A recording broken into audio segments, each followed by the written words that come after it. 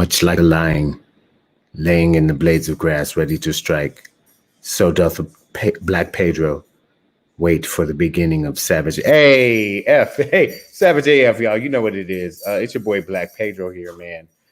Shang, comedian Shang, is not going to be here with us tonight. If you hear a lot of jingle jangle in the background, my dog, my mother's dog, I should say, is going nut shits with a the fucking dog toy. But it's all good, man. That's what we do here. Savage AF, man. First of all, I want you guys to send all your power and your prayers and your positive energy to Shang at comedian Shang on Instagram. If you're not following him already, let me hit you with it right here. But if you're not following Shang already, at comedian Shang. But Shang is actually burying one of his brothers this weekend, who, you know, died far too soon. You know what I mean? Older than Shang, but not old enough to pass in this way. You know what I mean? So we do send power out to the Forbes family and everybody out there. Tommy Forbes, rest in power, rest in peace. Rest in whatever you believe in, brother, but definitely power to Shang out there. So Shang's not going to be here today. He's not going to be here tomorrow, but I do have a special guest host for you guys today. I'm going to hold off on that announcement for the moment, but at comedian Shang on Instagram, make sure you guys, you know, hit him up, show some love, man. You know, it's a tough time for the fam. So make sure you send that love out there. Otherwise, we are here, Savage AF, Monday through Fridays, live on YouTube and Facebook simultaneously, which makes us, I believe, a global conglomerate. You're welcome. You can catch us on Mondays and Fridays, 3 p.m. Pacific Standard Time, Tuesday through Thursday, 6 p.m. Pacific Standard Time. We're on the West Coast, guys. Catch up or stay ahead, whatever time zone you're in, whatever. However that works, man. If you don't catch us live, you can always catch us on the YouTube page, which is why you really, really, really need to, you know, make sure you like and subscribe on Facebook. Make sure you're doing the same thing on YouTube. Okay. Let me show you what we got here. You know how we do it. Shang usually does this. Sorry, guys. He's a little bit better at it than me.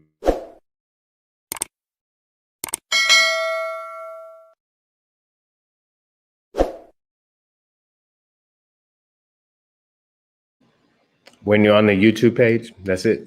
Just make sure you subscribe, click the bell for notifications, and share it. Share it with your friends, man. So let them know. If you look up on YouTube, Savage AF World, all one word, like Savage AF World. Just don't even hit the space bar at all. Just plow through that shit. Savage AF World. Bam. That's us, man, right there. So get at that, man. Make sure you get at us, guys. Do have a special guest host today. But before we get into that, I do want to make sure, speaking of Shang and showing him some love, I just want to make sure you guys understand that right now on Amazon Prime, you can get what I'm going to call the special of the year, because fuck all these other specials, man. But Shang is Shangry. Amazon Prime right now. It's available. Make sure you watch it. Watch it twice, thrice, quice. I don't know if that's a word, but all words are made up. So why are we debating over this? Amazon Prime is his customer engagement rate is through the roof. Make sure you're a part of that engagement rate. We appreciate you guys. I also want to recognize the audience that's in here right now.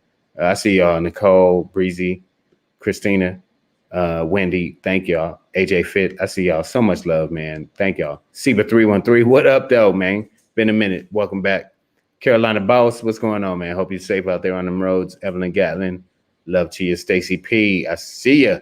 All right, man. So we're here. It's your boy Black Pedro. Not only on Instagram should you be following at comedian Shang, but also at Savage AF Radio. And you see it in the corner of the screen there. Instagram at Black Pedro. You know what it is. Jeff Keller, what's going on, man? Very funny guy. Make sure you guys are following Jeffrey Keller out there, man. Brilliant mind. All right, man. So we're going to do the show today. It's April 22nd, 2021. 2 days after my favorite holiday, 420. We still love the week. So Shang, like I said, man, much power to the family, to the Forbes clan. They are burying a fallen son this weekend. But in the meantime, in between time, I did have a special guest for y'all tonight. And for those who've been following the show through this pandemic and, whole just do the show wherever you can, out of your car, out of your pocket, out of your kitchen, out of your living room, out of your bathroom. I've done many shows over the past year out of my mother's house, which is where I am. I don't live in such an illustrious museum as this, right? My mother has a collection of art. She has a visual eye. She is a writer. She is a mother. She is a nagger of her children, and I can attest to that. But I am going to bring into the room tonight our very special guest host, Miss Lolita Hernandez, my mother, MaLo. Mammy Do, what do you do? How are you? I'm good. How are you doing? You good? You sure? Yeah. There we go. I switched it up. So I'm good. You good? Yeah, I am. All right. Well, thank you for being here. I appreciate you filling in. Shang literally has bigger shoes than you, but that doesn't mean you don't stomp as heavy. And I got older shoes, that's for sure. There you go. You got your soles have been have miles on them. And I think at this point, anybody who's been following understands that my mother is one of the most violent people in the feed. And so anybody who ever wonders what's wrong with Pedro, you gonna see over the next hour. You gonna see. That being said, mother, you are, as I mentioned, an established and published author. Two works, two of my favorite in life. You have Autopsy of an Engine and Other Stories from the Cadillac Plant. Yep, there you go. Other side. There you go. So that's all of these are available on Amazon. Autopsy of an Engine and Other Stories from the Cadillac Plant by Lolita Hernandez. Okay. And then other than that, you have, which is an autopsy is more of like a, I look at it as a this accurately fictional documentary of Detroit and the plant and the people there. But Making Callaloo in Detroit, the book you're holding up right now, also by Lolita Hernandez, is a little bit more personal. I think a little bit more oriented towards our family and people like our family who have been through similar experiences. So, yes, welcome back to the show. You've been a guest, but we never guest hosted before. And just so you guys know, I'm not bullshitting, and this isn't something like, boom, that's my mom right there. You see her in the background. See, she's waving in all kind of directions. So there you go. That's it. We're at the house. We're at the crib, and we're doing it. We're Savage AF, Black Pedro, MaLo. We're going to get into it today. So I want to start off, Mom, talking just a bit about you. And your experiences. First of all, you talk to us about your works that I referenced: Autopsy of an Engine, Making Callaloo. Just tell the audience what they can expect when they go to Amazon and buy these books. Well, first of all, I want to say that these books are absolute proof that I'm not just a pretty face, but I'm a pretty old face. There you go. Hey, I've been around. I was born. My parents are from Trinidad and Tobago, and actually, my mother was from St. Vincent, and they were the part of the island people who came through to the States during World War II, or just towards the end of World War II, and they were in the kind of the traditional migratory pattern where you have some family there and then you get over and that kind of stuff. Mhm. And so I was born and raised in Detroit, Mhm. and went to a Catholic school. Never went public. My father would never have that. And I went to a Catholic school and got out, and then went to the University of Michigan. Actually, I was part of the first what they call Opportunity Award program, where Affirmative action. That was just affirmative. affirmative action type of thing. That was fancy talk. So, Let niggas in. well, the thing is that at that particular point in time, and it's taken me years to sort of realize that in a kind of a weird kind of way, that it was just the tail end of Jim Crow. So I mean, the earlier part of my life, I grew up in Jim Crow in Detroit, Yeah. out of this little Caribbean community that somehow was kind of isolated, and probably nobody understood what they were saying anyway. So I ended up going to University of Michigan, studied in psychology, and then, while I was at the campus, it was all this uproar about everything, civil rights movement, and then, soonly after that was the whole Vietnam War stuff, and A lot of assassinations during that time too. assassinations and all of that. It was a crazy period of time, which, coming from the background I had to sort of struggle to figure out what was going on. But little by little, I found myself engaged in the movement, and at marches and so on and so forth. And then I eventually found myself working at the General Motors Cadillac plant to organize the workers who essentially already organized, but to organize them to a higher level. And so that's how that stuff began for me. So you injected yourself into the Cadillac plant, the American industrial production complex, to organize workers. Yeah, and unionize them. yeah, and it was at a time when they were just getting more of an influx of women. Mm-hmm. And so I got in on that, and boy, was it hard. It was hard working in those plants because, just because of, misogyny and sexism. It was horrible. And the foreman and By the way, racism and all of that kind of stuff. So it was really hard. It really was. well, and speaking to that, I think one accolade I left out was that you are the first woman to ever work as a skilled trades mechanic for Cadillac Motor Company.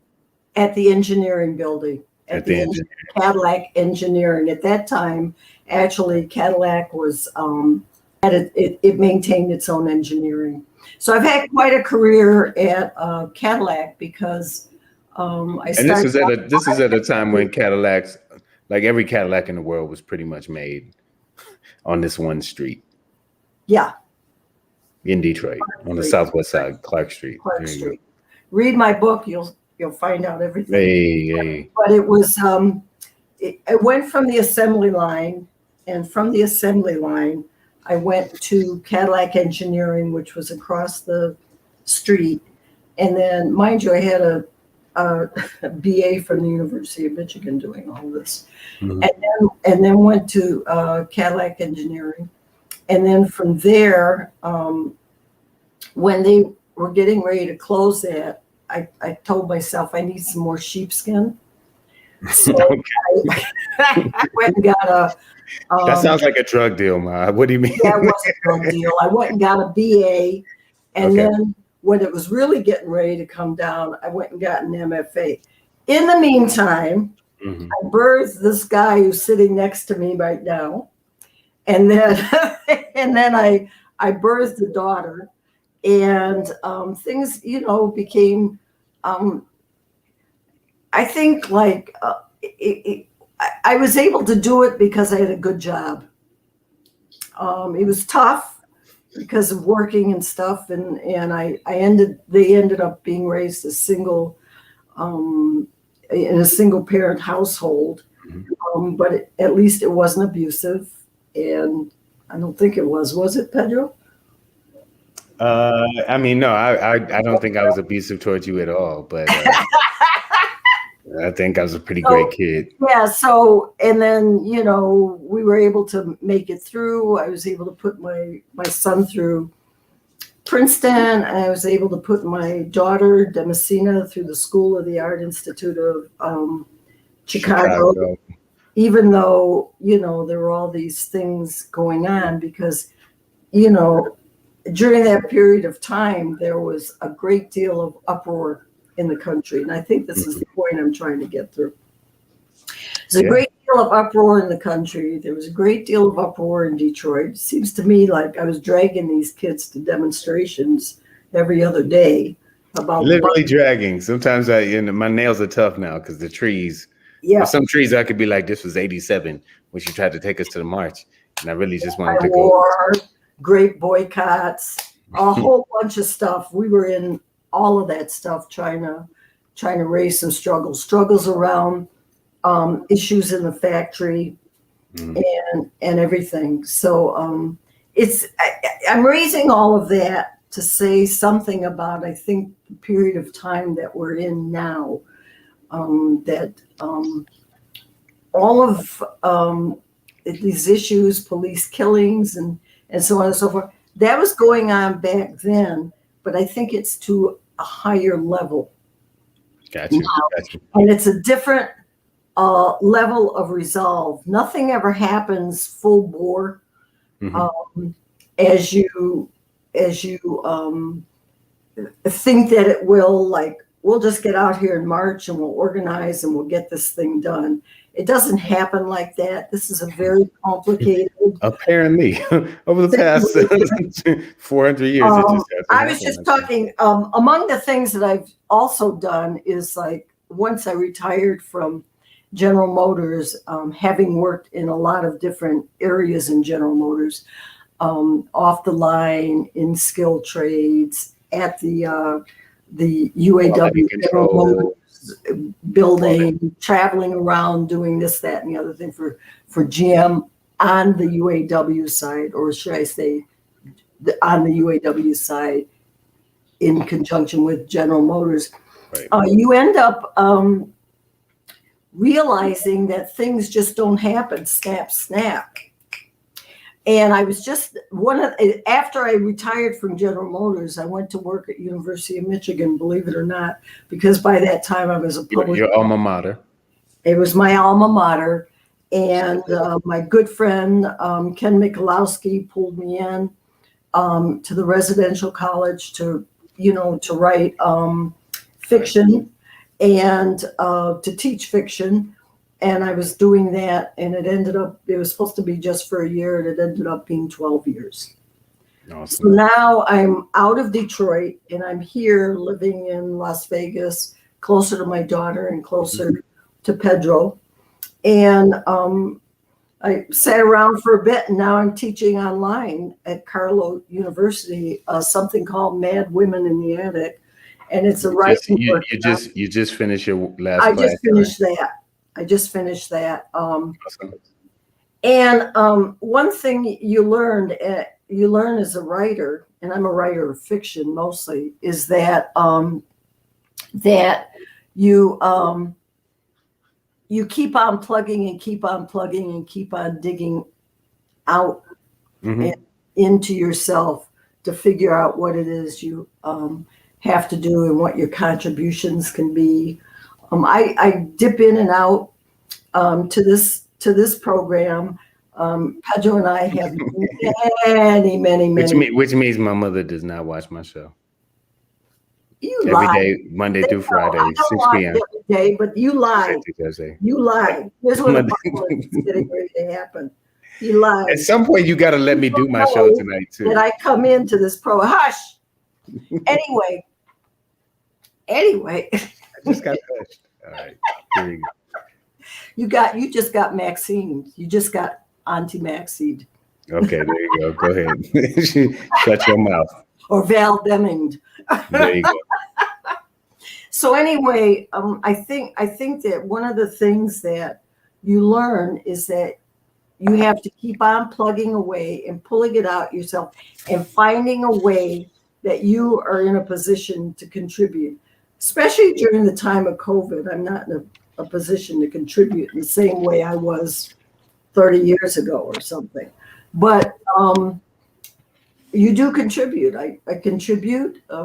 Pedro is contributing. You all are contributing by trying to analyze what's going on around us. And I think we're in an amazing and powerful moment with the George Floyd and the Dante Wright and Breonna and Taylor and all of these things. Micaiah, Brian. All of that. And this So go ahead. No. So this is a show, and I love you, Mommy. But there's a couple topics we're going to talk about, and you're leading us into a lot of those. So let me go ahead and kind of introduce that. We're going to end tonight's show with a message from my mother, one of her writings, praying to my dead Trinidad parents. But before we get into that, my Black Pedro pop-in today will be a message to my mother that I'm good.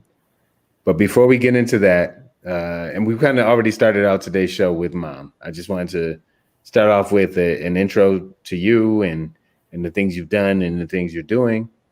But leading into our next topic, other than you, is got Black children.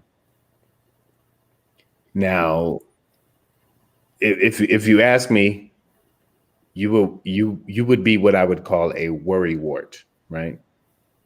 I'm just a dude. I'm just a kid. I'm just a guy all my life, just out here, just walking the streets, trying to live. And you worry about me a lot.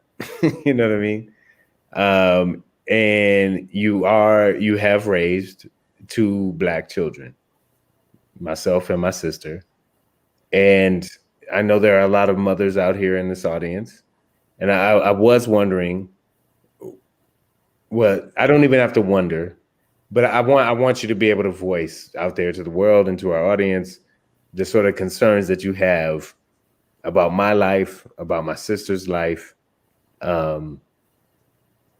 Because, as Shang and I host the show, that voice isn't vocal here all the time. Like, we get messages in our comment section, but that voice isn't present daily in terms of Shang has Black sons, right? So from a father's perspective, there's a thing. But go ahead, mother. Voice it, because I'm always like, you need therapy. But please get it out right now. Like, what is it? How do you feel? How are you dealing with having a Black son right now? I'm in my early 40s, mid 40s. Been through experiences with police, but have always walked away unscathed. I feel like I have my head about me and, know how to handle these situations, but talk to us about what it's like for you. Well, I mean, what it's like for me is the reality that there's that one time that, it just, I think, and I've said this to you before, I did everything possible to do the right thing, to raise my kids. It wasn't easy, but I did everything possible. And I got you both to very good schools. And I feel as if I raised you pretty right. And what the hell? What's the point in telling me to do all this stuff and raise decent kids and they end up in a pile of blood on the street? Who wouldn't sit there and worry? There's just nothing you can say. I worry, and I'm upset the way all of these mothers are who are losing their kids to the capriciousness of effing police. and the state that is moving towards fascism, lickety split. Lickety split, because capitalism cannot rule in the same way. They're too greedy. They don't want to give a little bit of chunks of this, that, or the other thing to keep everybody quiet. So while the rich get richer. So now they just have to kill people off. That's exactly what's going on now. They don't care. They don't care about us. They don't care about my child, or my son, and my daughter in the same way they don't care about other people's sons and daughters. And that keeps me up at night. It's scary. I'm sorry. And I told you before, there's not a frigging thing you can do to stop me from that worry and tell me you're competent and tell me you're this and tell me you're that and tell me don't worry. Hell, all I do all day to our audience out here, Savage AF, man, Black Pedro here. I'm here with my mother, Lolita Hernandez, MaLo, if you know her like that. And, all I really try and do all day is convince her that I'm good, man. Like, we're going to be all right. And we're going to get into that later. But there is this, it bugs me because I don't want to see my mother anxious like this. Because I don't even move through the world with this same anxiety that she carries. And I'm not saying it's not justified. I absolutely understand that every time I walk out the house, I might not walk back in. I get that. But that's life in general. Every time you lay your head down to rest, you might not raise it back up. But there are these specific scenarios in America that apply specifically to my skin color, hair texture, lip and nose size and width that, put me in a certain category. My sister as well. And she's wild. So, I understand your worry about her. But,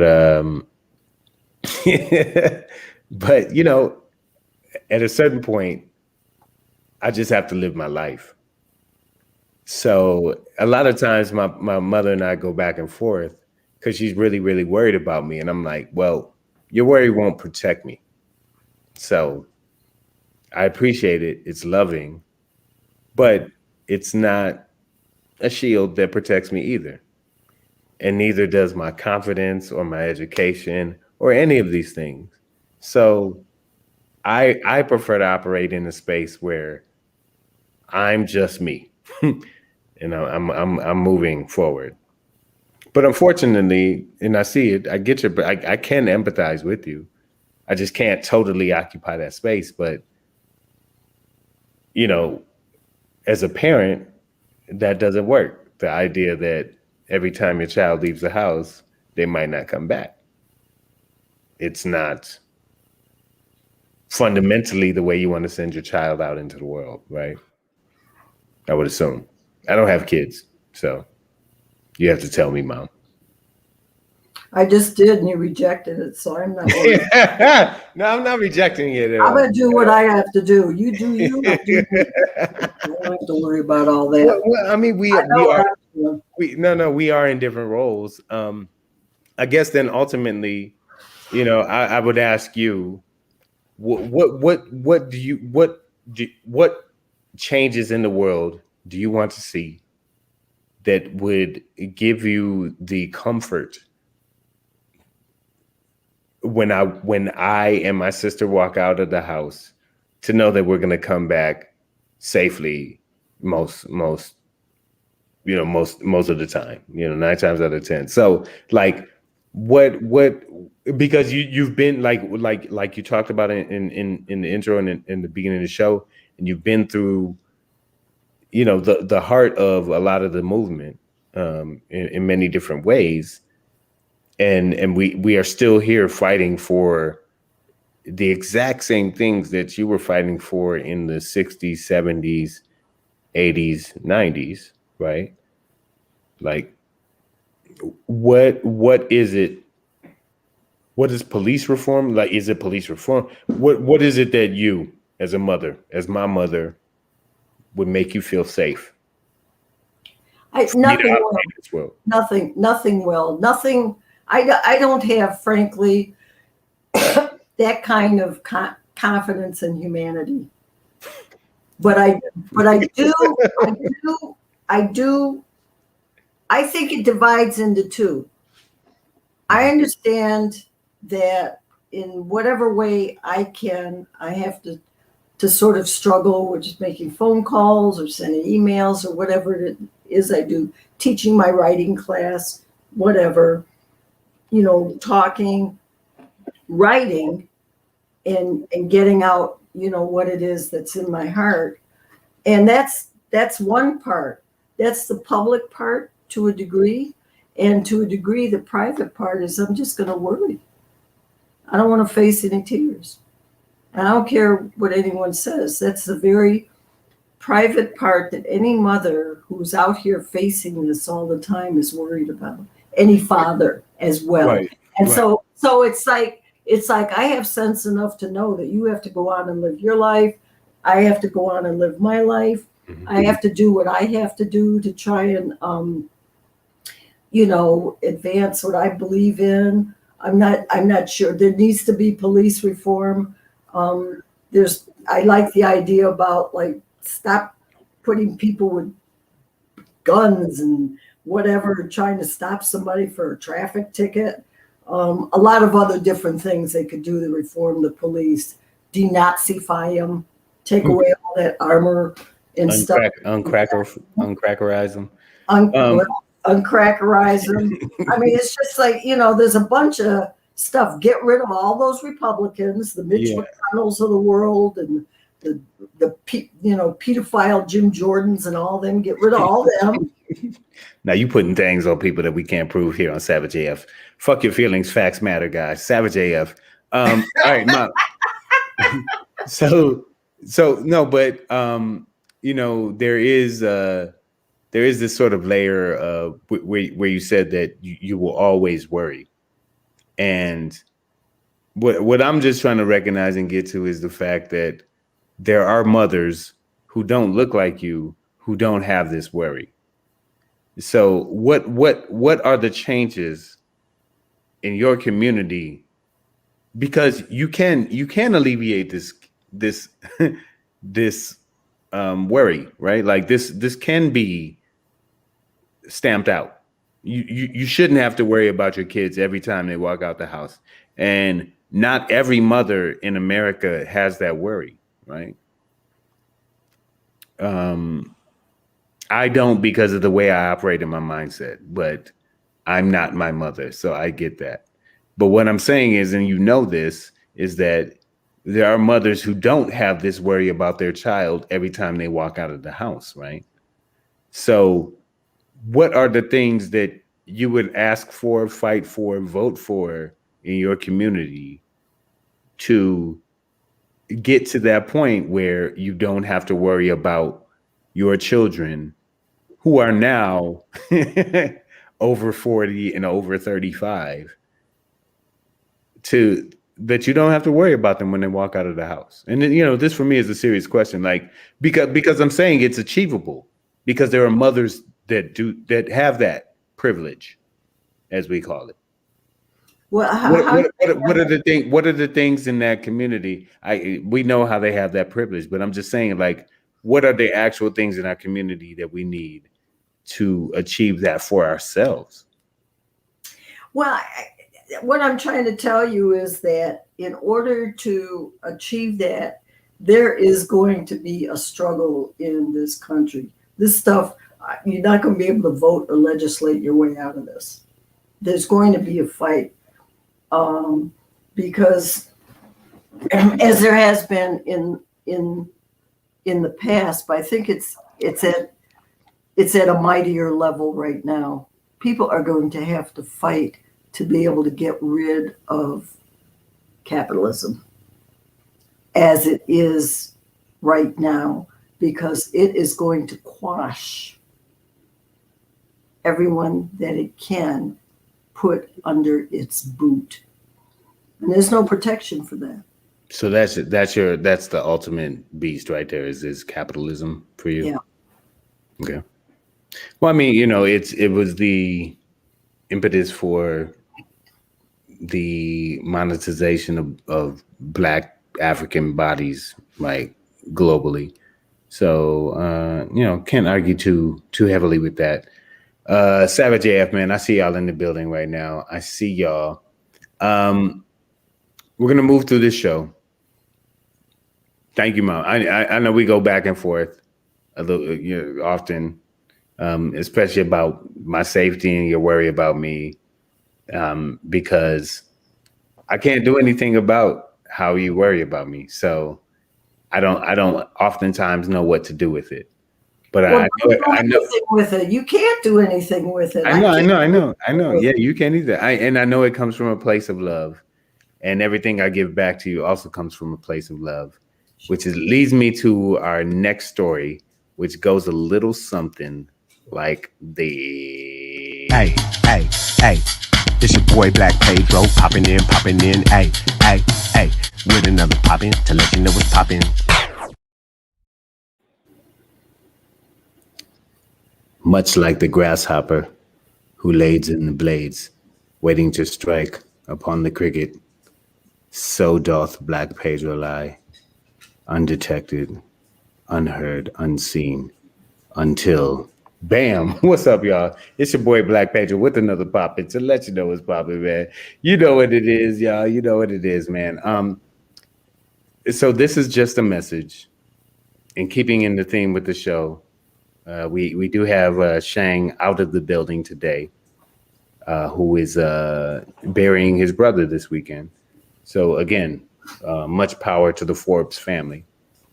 And I don't mean Malcolm and them, like the magazine and shit, but the Negroes they enslaved, Shang and his family. Shang Forbes and his family, Tommy, they're burying him. Gun salute, military honors. So that being said, I have my mother here today as a guest co-host. And in keeping with the theme of the times in which mothers are losing sons at a rapid rate at the hands of the police, whether they are armed, unarmed, mentally unstable, in a crisis, whatever it is, the police shoot first, maybe don't even ask any questions. My mother and I go back and forth a lot about my safety because I'm just, trying to be a grown man moving through life freely. As an American, proud to be an American. You know what I'm saying? Like, and I just want to send this message out right now to say that, hey, Mom, I'm good. Oh wait, she's well. Technically, on the screen it looks like, but Mom, I'm so good. I want to give you the confidence to understand that you did raise your children properly, and we are equipped to make it through this world. As complicated, as complex, as dangerous as it is. My mother brings this up often. Seba 313, I've seen you in the building. That 313, you know what that means, Mom. Seba 313. A lot of us Detroiters know that if you grew up there in the 70s, 80s, 90s, these are hairy times, right? Motherfuckers got killed for, LA was a thing to me because it was like this organized gang violence. I was like, oh, well, at least you know where not to go. In Detroit, you didn't know where it was going to happen, dog. They could get you at any time for anywhere. It wasn't about territory or gang violence. It was just like, you have shoes I like. You have a car I like. You have a jacket I like. I'm going to take all of that right now. And if you hesitate, I'm going to shoot you. I grew up in a dangerous place. If I made it through all that, Mom, probably gonna make it through the rest. Not guaranteed. No, there's no sign still delivered on that, but I do want to give my mother a message here to say that, hey, you did a fantastic job of raising your kids. I mean, look at me. The point is, we got this, Mom. And we will move through life. We will move through life. forward together until we're not meant to anymore. We are watching mothers bury their sons, and I am going to guarantee my mother that you won't see that. That is my pledge to you. You had a pledge to keep me alive, and I have a pledge to help you with that. I'm not trying to die before you at all, and I won't. And we will be good. I have all the skills you gave me, and we are good, Mom. I love you so very much. Thank you for all your blessings and your teachings. You can release your worry now, like doves into the sky. See how she's not releasing the doves, y'all? Do y'all see that? Do y'all see how she literally was holding the doves down with her hands with a dove dome?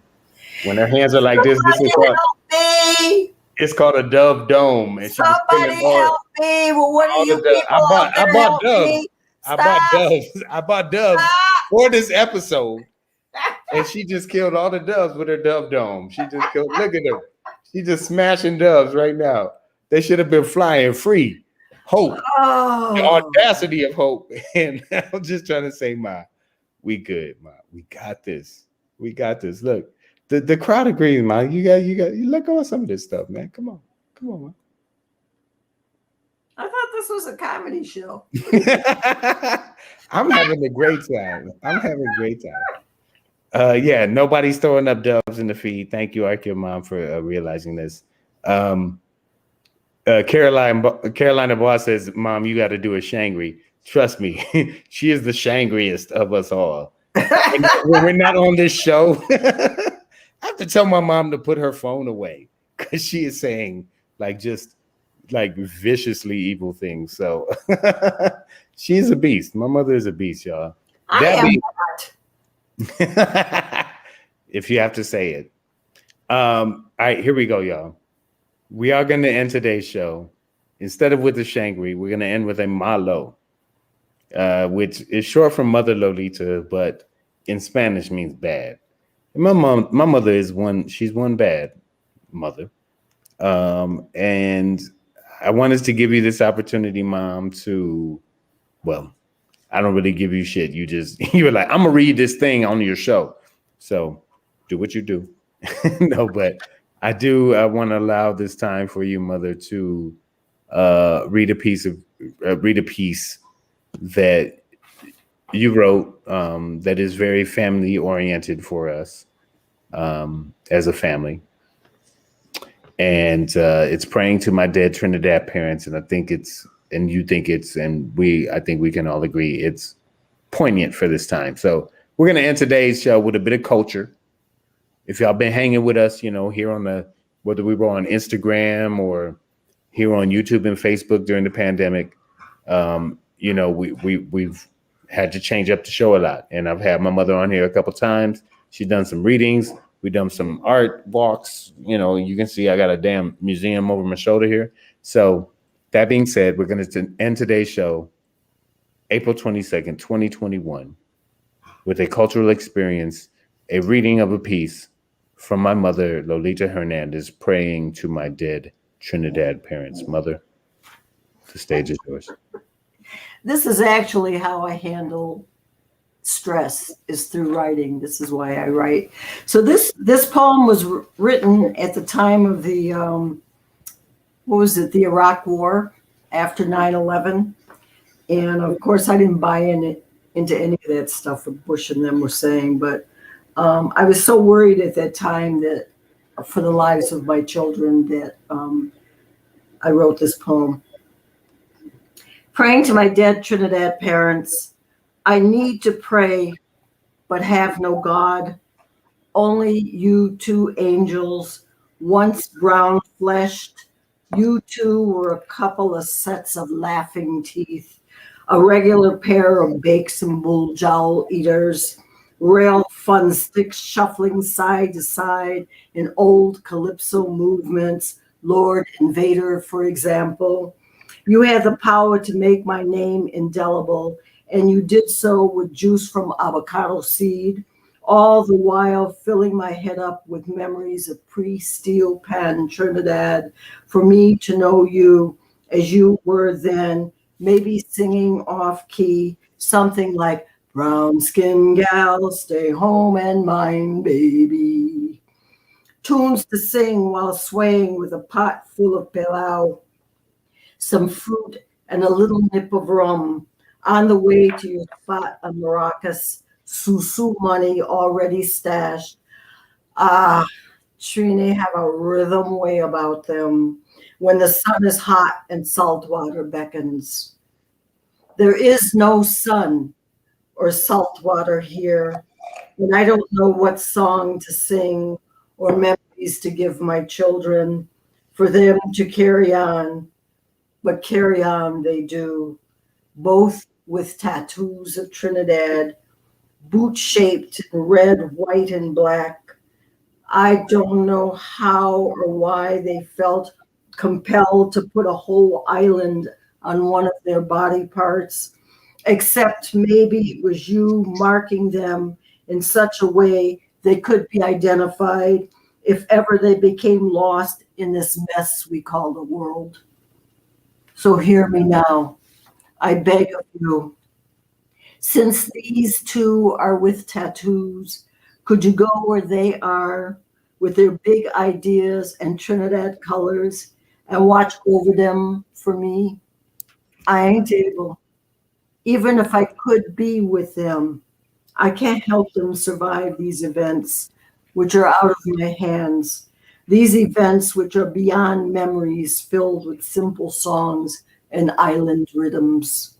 Then please appear again in my dreams, glide peacefully across space and time, behind my eyes, in front of my brain, in the pit of my stomach, or between my heartbeats, smiling, always warm, like the island sunshine buried with you. Even death can't take that. Even the nasty years of Detroit winters, its musty, stinking summers. Oh, Loss, I feel so helpless. Look, I'm begging you. I believe you have the power to protect these two and their tattoos, which is why I am praying to you now, right now. Hey, there you go, man. Appreciate it. See?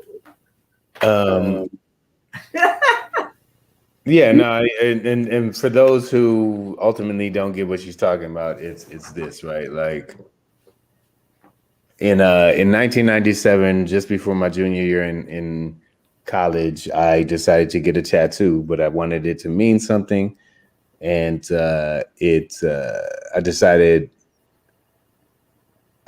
my grandfather died my senior year in high school, about 4 months before I was accepted into the best college in America.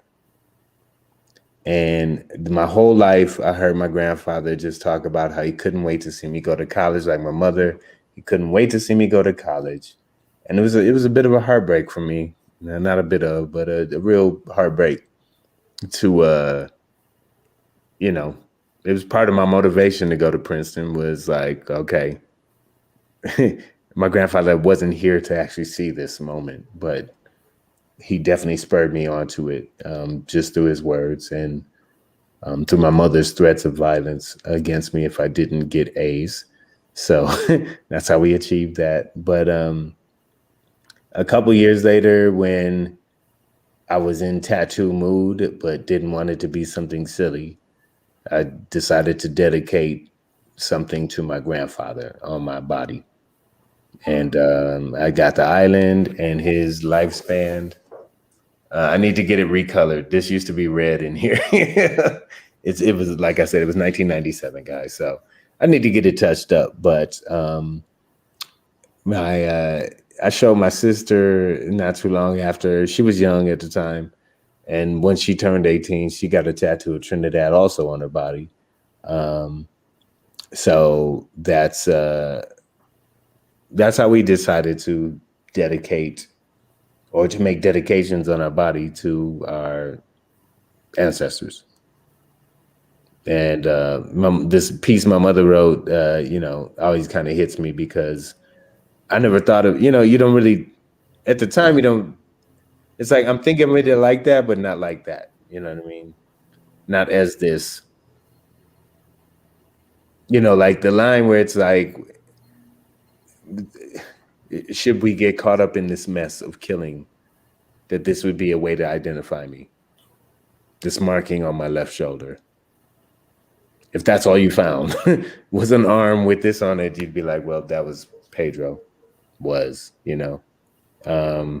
Definitely not my intentions for that tattoo, but I think it is something that mothers of Black children deal with. And when we look at today, as we close out, Mama, I guess we could talk about,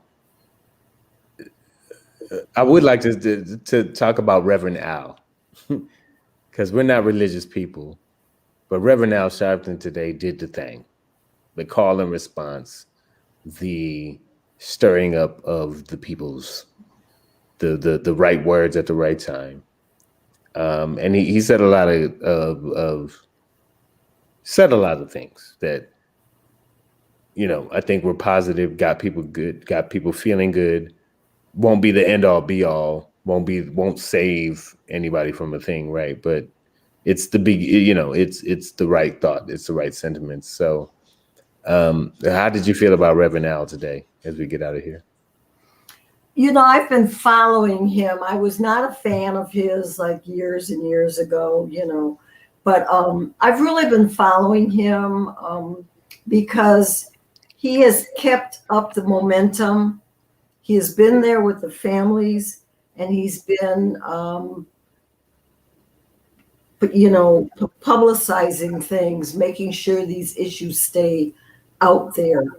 And I respect him for it, and I'm very, very pleased that he's doing this work. And Ben Crump, the attorney that Sharpton calls the Black America's Attorney General. I mean, there have been you see how people are coming together, the George Floyd family, Al Sharpton, keeping these issues forward. And I hope that continues to happen because it's important. And also the network of people involved looks entirely different than when I was coming up. I mean, it's a real coalition of people of all stripes. Out there. It's important. We are at an important moment, and we have to keep pushing and not let things sort of drop like they did in the I want to say in the 90s or so. I don't think there was stuff going on like it should have been, which allowed these whats to get in there and really twist things around. So I think between the late 60s, early 70s, where they shot all the Negroes in the head that had anything to say, and then you bounce crack into the neighborhood and bounce the jobs out to foreign entities. That was a sort of a purposeful dismantling of the Black community. Exactly. And we saw that in Detroit growing up. Exactly. And that's why we live in Vegas now, guys. Hey, Savage AF. You know what it is. We'll be back here tomorrow. And when I say we, it'll probably just be me. Shang won't be here again. He's out there burying his brother. We're an honest show. So again, I do want to encourage everybody at Comedian Shang. Let me throw that up for you guys right quick. Make sure you guys are following on Instagram at Comedian Shang. And if you have some love and some time in your heart, send them a message of positivity. Lost a brother recently, and they're burying him this weekend. So at Comedian Shang on Instagram, make sure you are watching Shang is Shangry on Amazon Prime. Mom, we might have to get that in tonight before I leave town. Okay. Some Shang is Shangry, and let's just do that. Make sure we get that download here. And that being said, we will be back tomorrow, 3 p.m. Pacific Standard Time. And whether it's just me or another special guest, who knows, guest host, we will be here, y'all. Savage AF. Follow us wherever you get your podcasts. If you want to catch us on the audio, which I don't think I mentioned earlier, but iTunes, Google Play, Slacker, Stitcher, iHeartRadio, Spotify, and SoundCloud. Yeah. Mom, why didn't you ever push me to be a singer? You see, I got the talent, and you held me back. You do. I'm stuck with this comedy shit. God damn it. Anyways, Savage AF, y'all. Mom, I love you so much. Thank you for being on the show and for doing it for free, because I really didn't have time or the money to get another guest. But thank you, Mother. Hold up the books one more time before we get out of here. Hold up the books one more time, Ma. Yeah, there you go. Boop, boop. See, props. Bam. It's 2. Wait a minute. Yeah, bam. And then there you go. So the one on the bottom is the first one, and that's Autopsy of an Engine. And then the one that's leafy green, it's not about weed. It's making callaloo. And for all my island people, you should know what callaloo is. Made from the dashin. But these are great stories that are a blend of the Caribbean, Detroit, and the auto factory in this very real way that has been fictionalized so that you motherfuckers can understand what happened. That being said, guys, we love you. We'll be back here tomorrow. Savage AF, y'all. I'm Black Pedro. Follow Comedian Shane. Follow MaLo. LolitaHernandez.com. I have a website. Oh, yeah, that's that part. LolitaHernandez.com. And we're going to bounce with a little something like this.